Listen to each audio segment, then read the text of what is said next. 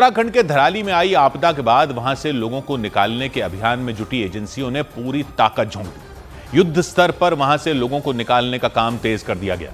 हालांकि खराब मौसम की वजह से बीच बीच में बचाव अभियान चलाने में दिक्कतें भी आईं, लेकिन जैसे ही वहां का मौसम साफ हुआ, सेना, आईटीबीपी और पुलिस के जवान लोगों को निकालने में जुट गए और धराली में जमा हुए मलबे को हटाने का काम शुरू कर दिया गया ताकि उसके नीचे दबे लोगों को निकाला जा सके। वहां मलबा हटाने के लिए बड़ी बड़ी मशीनें लगी नजर आईं। उन मशीनों से धराली तक पहुंचने का रास्ता बनाने का काम शुरू कर दिया गया ताकि राहत बचाव के लिए जवान और गाड़ियां वहां तक पहुंच सकें। इस दौरान मलबे में दबे लोगों को ढूंढने के लिए खोजी कुत्तों की मदद भी ली गई। जवानों ने मलबे में दबे लोगों को बचाने में अपनी पूरी ताकत लगा दी। वहां पुलिस और सेना के अधिकारी लोगों को निकालने में जुटे नजर आए। जिन लोगों को सुरक्षित जगहों तक पहुंचा दिया गया था, उन्हें हेलीकॉप्टर के जरिए निकालने का काम तेज कर दिया गया। ऐसे लोग जो थोड़ा सा चलने में दिक्कत ज्यादा है, कि बीमार है, तो उनको तो नेलोंग से हम लोग कोशिश करेंगे चौपट से ले जाने का। इन हेलीकॉप्टरों से घायलों और बुजुर्गों को सबसे पहले सुरक्षित जगहों तक लाया गया। दूसरी तरफ मुख्यमंत्री ने सेना के लिए सड़क बनाने वाले संगठन बीआरओ के डीजी के साथ बैठक की। उन्होंने ये भरोसा जताया कि बीआरओ के जवान जल्द ही धराली तक पहुंचने का रास्ता बना लेंगे। मैं आश्वस्त करता हूं सर, हम पूरा इसको मिशन मोड पे करेंगे। इस दौरान बचाव अभियान में जुटे अधिकारियों और जवानों ने धराली में फंसे लोगों से अपील की कि वो शांति बनाए रखें। उन्होंने लोगों को यह भरोसा भी दिया कि जल्द ही वहां फंसे सभी लोगों को वहां से निकाल लिया जाएगा। और धराली में आई आपदा की वजह से गंगोत्री धाम में भी सैकड़ों श्रद्धालु फंस गए।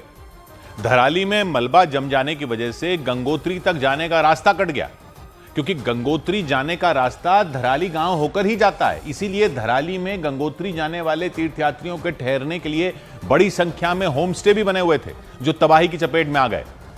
लेकिन उसी दिन धराली और उसके आसपास की सड़कें भी बह गई, जिसकी वजह से उन लोगों के लिए मुसीबत खड़ी हो गई जब धराली में आए सैलाब से ठीक पहले जो गंगोत्री पहुंच चुके थे। लेकिन धराली में आई तबाही ने उनके लौटने का रास्ता बंद कर दिया। इससे हुआ यह कि उन्हें वहीं रुकना पड़ा। हालांकि उन लोगों ने दावा किया कि वहां पुलिस और आसपास के लोगों ने उनकी काफी मदद की। घर वाले को सबको बोल देते हैं हम लोग। गंगोत्री में फंसे श्रद्धालुओं के मुताबिक सरकार और पुलिस ने उनके रुकने, रहने और खाने पीने का भी पूरा जिम्मा खुद पर ले लिया। 65 जन हैं हम लोग और हमारे को इधर बहुत सारी हेल्प मिल रही है। और पुलिस वाले ने भी बोला है कि होटल, धर्मशाला किधर में भी पैसा मत दो, खाने पीने का पैसा मत दो। पिछले 2-3 दिन से गंगोत्री में फंसे श्रद्धालुओं के लिए राहत की खबर तब आई जब प्रशासन ने उन्हें 2 जत्थों में वहां से निकालने की तैयारी कर ली। बोला कि आज 30 लोगों को एक साथ में रेस्क्यू करके लेके जाएंगे, तो हम लोग काफी खुश हैं। धराली वो इलाका है जहां गंगोत्री जाने वाले श्रद्धालु रुका करते थे। धराली गांव से गंगोत्री धाम की दूरी महज 20 किलोमीटर ही है, लेकिन वहां आई तबाही ने पूरे के पूरे गांव को मलबे से ढक दिया। इसी वजह से गंगोत्री धाम से लौटने वालों का रास्ता बंद हो गया। इस बीच धराली में आपदा के वक्त मलबे से रेंगते हुए जो व्यक्ति बाहर आए थे, उनकी पत्नी अंजलि पवार ने धराली में आए सैलाब की घटना बताई। अंजलि पवार के मुताबिक उनके पति एक होटल के मालिक हैं और धराली में आए सैलाब के वक्त वो अपने भाई के साथ होटल के अंदर ही थे। उन्होंने दावा किया कि जान बचाने के लिए उनके पति होटल की छत से कूद गए थे, लेकिन उनके देवर ने होटल से भागकर अपनी जान बचाई थी।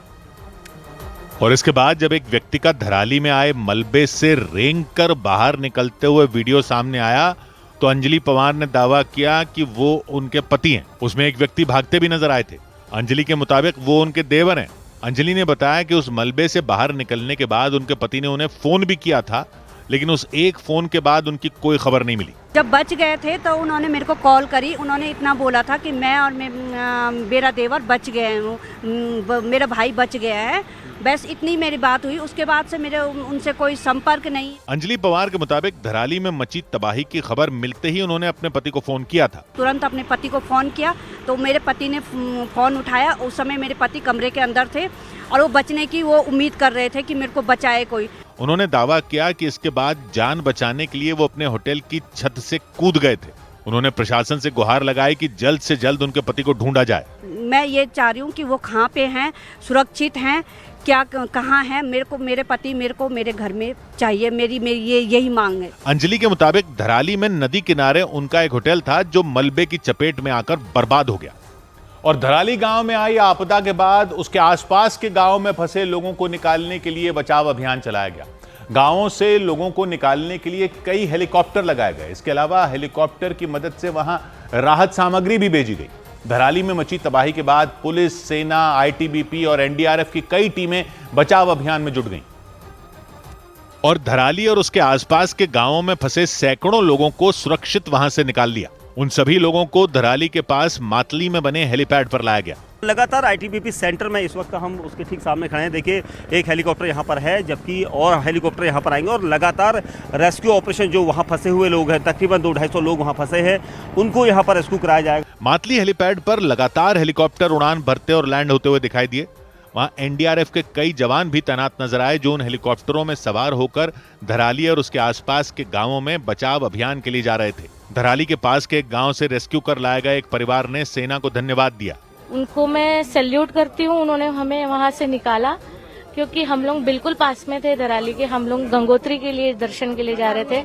इसके अलावा भारतीय वायुसेना का चिनूक हेलीकॉप्टर भी इस बचाव अभियान में जुट गया। उस हेलीकॉप्टर से कई लोग उतरते नजर आए। इससे पहले खराब मौसम की वजह से चिनूक की लैंडिंग नहीं हो पा रही थी, लेकिन मौसम साफ होते ही चिनूक ने उड़ान भरी और धराली में फंसे कई लोगों को बचाया।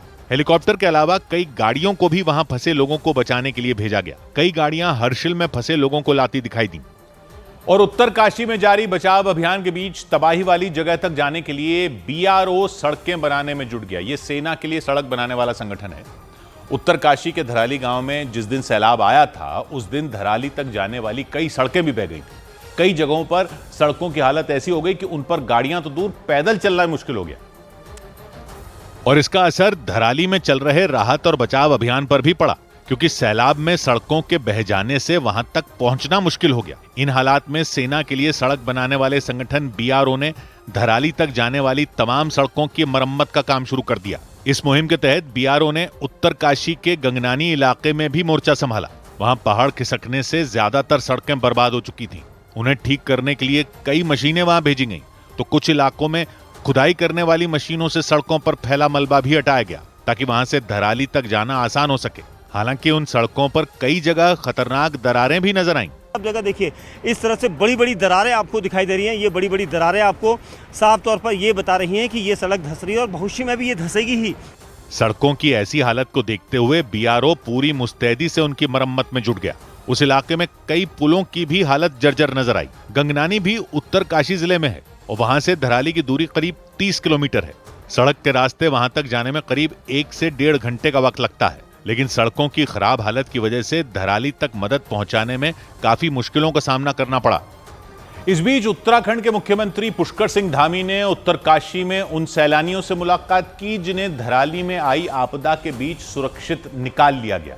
उनमें कई लोग गंगोत्री धाम जाने के लिए निकले थे, लेकिन उन्हें धराली में बादल फटते ही वहां से भागना पड़ा था और फिर उन्हें सेना और बचाव दल के जवानों ने मलबे के बीच से सुरक्षित निकाल लिया। जैसे ही वो सब सैलानी उत्तरकाशी पहुंचे, उनकी मुलाकात सीएम पुष्कर सिंह धामी से हुई। उन लोगों ने मुख्यमंत्री को धराली में आई आपदा का आंखों देखा हाल सुनाया। यहाँ तक आने में कोई दिक्कत तो नहीं हुई अभी? नहीं सर, कोई दिक्कत नहीं। सभी लोग आ गए ना आपके साथ के जितने लोग हैं? कोई वहाँ रहा तो नहीं अभी? नहीं, और लोगों को सबको निकाल रहे। इस दौरान मुख्यमंत्री उस बस में बैठे 2 लोगों से खास तौर पर मिले।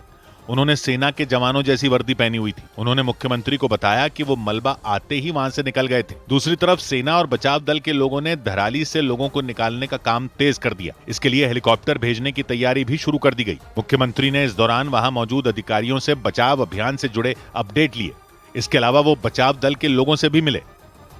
इधर उत्तराखंड के हरिद्वार में उस वक्त हड़कंप मच गया जब एक मोटरसाइकिल पर सवार 2 लड़के पुल के ऊपर से बह रही बरसाती नदी की तेज धार में फंस गए।